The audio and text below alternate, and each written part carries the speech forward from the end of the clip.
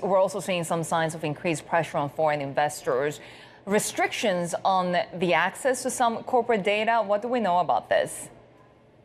Yeah, I mean, it's difficult getting accurate information out of China. I mean, if you're not in China, it's difficult already to be a China correspondent. It's difficult to be a China analyst, an asset manager, and the like. You really need to be in China to get the real pulse of what's happening there and get access to real-time data. Unless, of course, you subscribe to a number of different information services like Wind Information. But there are others like Chi and also Tianyan. What we're hearing from sources is that these companies that provide information to a number of Chinese corporates, whether it's stock holdings, affiliates, possible, risk issues, a whole wealth of information on tens of millions, if not hundreds of millions of different companies and executives and the like.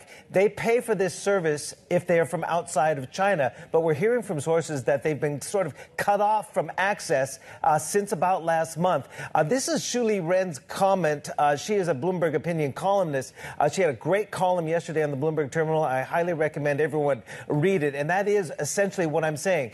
Locals probably can get, circumvent these new regulations. They can probably get a lot of this data. But if you're outside of China, now because it's being cut off, whether it's because of national security risks, data security risks, or what, it is much more difficult. In China, there are gray, if not black markets for just about everything, including financial data. Now, there's other risks, aside from just not being in the know, and that is potentially espionage. Because keep in mind, the Chinese government last month passed a new espionage law that essentially widens the parameters. Other elements could be considered to be espionage, and that adds to an extra risk for foreigners doing business in China. Even the AmCham president, American Chamber of Commerce in China president, essentially saying our clients are spooked. Who's going to be the next Bain? Because Bain and other Minsk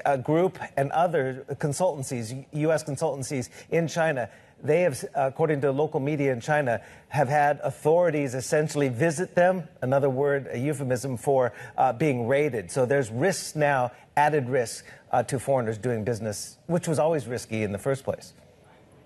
Always risky. But now we're really seeing it play out when it comes to the recovery or weak recovery in foreign investment, right? There's a lot of scrutiny for foreign firms that are already in China.